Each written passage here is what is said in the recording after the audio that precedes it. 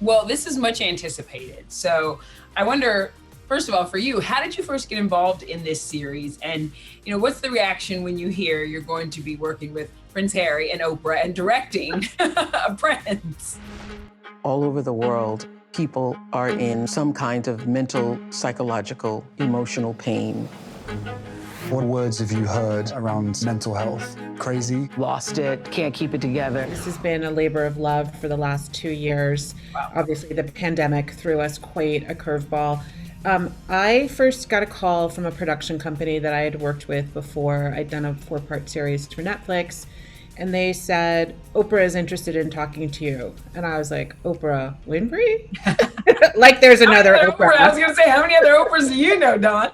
So it's actually a funny story. I was in New York and we were going to talk by phone and they said, she's going to be in New York. Why don't you come meet her? So I said, great. It was a May day in New York. And if you know the weather there, it can be really change. It had been warm at the beginning of the week. It got really cold at the end of the week. So I only had one dress. I put it on in the hotel in the dark, and I get into a taxi, and a bottle of lotion had opened up all over my dress that I was in the taxi to go meet Oprah with. So I kind of met her like this, and I leaned in, and I think she thought I was really emotional. So she leaned in. So I think my spotty dress maybe did something. But in all seriousness, she was really looking for some immersive storytelling. She and Prince Harry had been speaking about this for a long time. It was really important to them. And they were so involved every step of the way. We had bi-weekly meetings on the Zoom. My kids thought it was hilarious that I was Zooming with Prince Harry and Oprah. But that is kind of hilarious. It's kind of iconic, Dawn. I hope you took one screenshot of that. You know what I did. We kind of all persevered. And I think the importance of what we were doing really pushed us all to do our best and to make it work however we could. Also to honor our subjects. I mean, we have the most incredible lineup of people, both well-known and not well-known. Each of them said to us, they want to help somebody and they're telling their stories and opening up like they haven't before. And that, by the way, includes Prince Harry and includes Oprah. It took a little convincing, but she opened up as well. And I can now say I got to interview the Queen. I got to interview Oprah Winfrey. So that was also a huge experience for me. I know how that feels. It's like a wild out-of-body experience moment. Out-of-body is exactly right. Sometimes I was like, am I talking to Oprah? Let's talk about the name of this, The Me You Can't See. I mean, that's so very powerful. Where did it come from and kind of how was that settled on? So the name actually came from Oprah and Prince Harry. We all were banding around different names, and that just kind of seized the imagination of everyone because so many mental health issues, there's so much stigma around the idea that you have a mental health condition that people hide it. And so you might see, people who look glamorous and beautiful and look like they have everything, everything is right in their world. And actually there's just turmoil happening inside or at home with family members or people that they love. So we thought it was really important to say, this is not only what's invisible, but it's also a part of you. Whatever mental health struggles you're having, those are a part of you also. So how do you embrace those and live with them, not live in spite of them? Yeah, I think it's interesting. You were saying, having Oprah and Harry sit down took some convincing and really kind of go there with each other. To make that decision to receive help is not a sign of weakness. In today's world, more than ever, it is a sign of strength. What kind of safe space was created? Because we know Oprah's the queen of creating a safe space. So what kind of safe space was created for them and with them to be able to do that? Yeah, each of them. So Asif Kapadia is the other director. He's based in London. Mm-hmm. So he worked really closely with Prince Harry. And then I worked really closely with OW. And so, I had a number of conversations with her. And she kept saying, it's not about me. It's not about me. But I think it became clear as we saw the subjects that were opening up that she also had a story to tell. So she had a story both as a caregiver, but her own personal story. And those were the hardest. I mean, to tell you the truth, we did create a safe space. We did it in a private house on her home compound. We had a very small crew. It was really just the two of us having a conversation. So, I was doing my best Oprah, like to give her space to access memory and to tell us about things that are hard. She's so used to being on one side of the chair. Yeah. It was really communicating to her that I was listening, that I knew she was going to tell me things that were hard, but just encouraging her to continue to do what she's done for so long, which is to help people through her vulnerability and through her curiosity. Mm-hmm. So we both cried quite a few times, as you can imagine.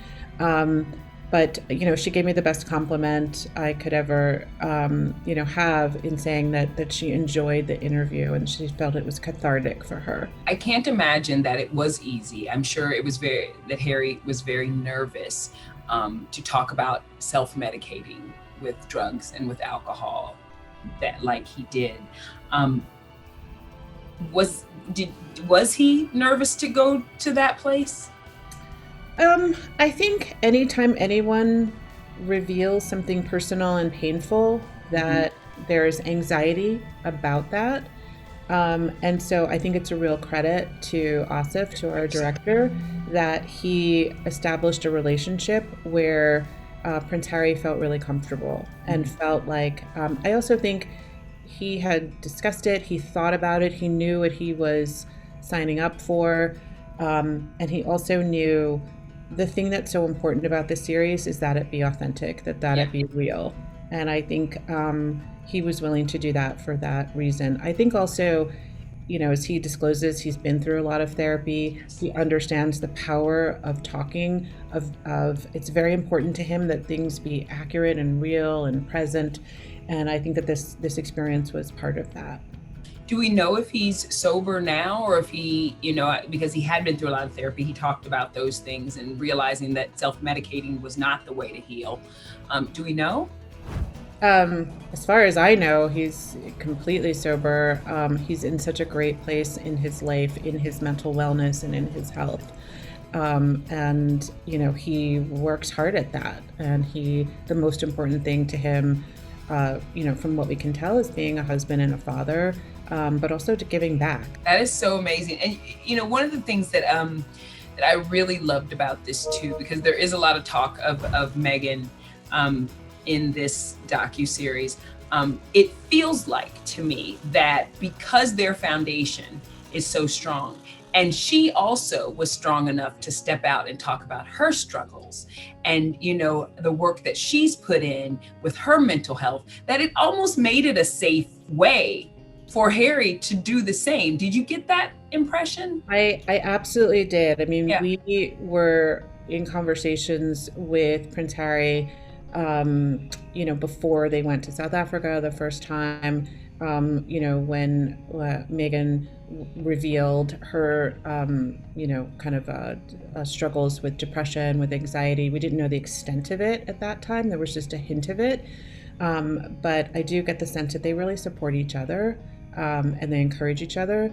And she has been his number one supporter and fan and person encouraging him to be open and honest and bring his full self to the world. And, I'm married a long time. Like, I think that's what couples do when they really care for each other.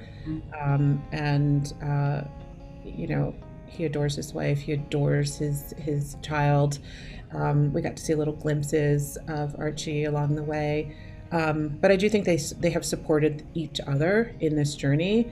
And, they've done it at quite a personal cost, but they continue to express that it's worth it, that they really, really want to help people.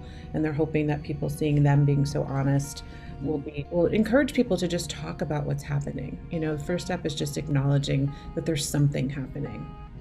I will speak for the masses here because we all love to get a glimpse of Archie. Are we going to get to see any more of him? He's so cute. Are we going to get to see any more? He is so cute. He is not in our series. There's a little bit of a taste. So you'll see a little bit of Archie, and he is just as adorable as you would imagine.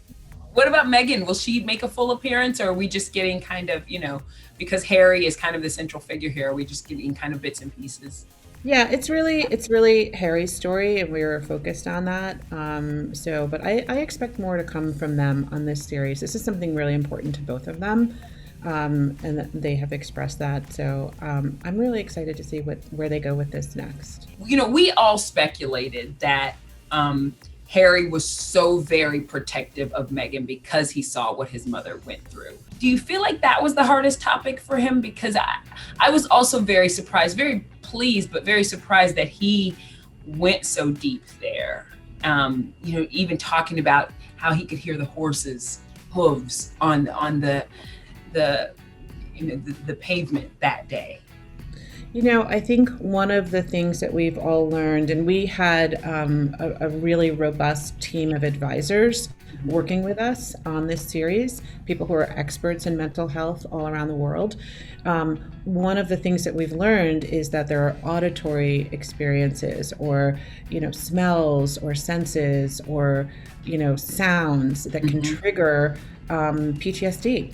And that's exactly what Harry experienced. And so, we really encouraged him to break that down so that, if you've experienced a traumatic event, you can all of a sudden understand why you can't stand to smell roses. Yeah. Why something that is harmless for other people causes you such a physical, emotional response. And so we really felt like that was important for Harry to share.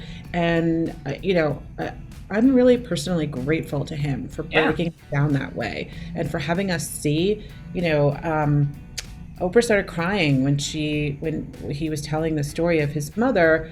I think, I don't know how many of us thought about what it would feel like to be a little boy walking for a long distance, in shock, following your mother's casket, and how that would feel for him. And I think, he understood that was kind of his role at the time. And I don't think anyone had any harmful intent, but understanding that, that did cause him some real psychological issues. I think that's important to bring out. Now that we know, let's not repeat that. It's one thing if you don't know, but now that we know, and we know that can happen, let's help somebody else so that that's not their experience. And speaking of, it's like in today's edition of The Royals, They're Just Like Us, he talked about how his father would tell William and himself that these are the things that are done. This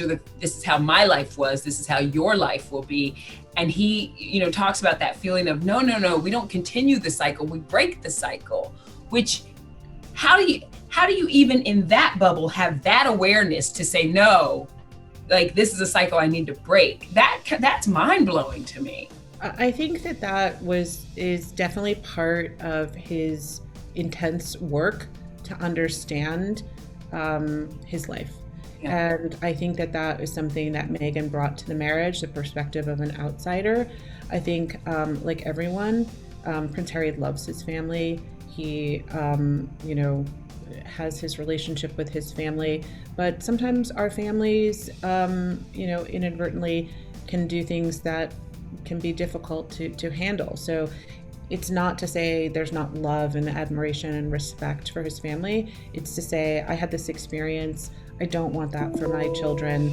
And I think a lot of people have that. I love my parents. There are things that I want to do differently from the things that my parents did. And I can hold those two things together. I can both say, that's not, decades, a generation later, we're going to do things differently. We know more, we've had more experiences. And I think that's what he's experienced and what he's sharing.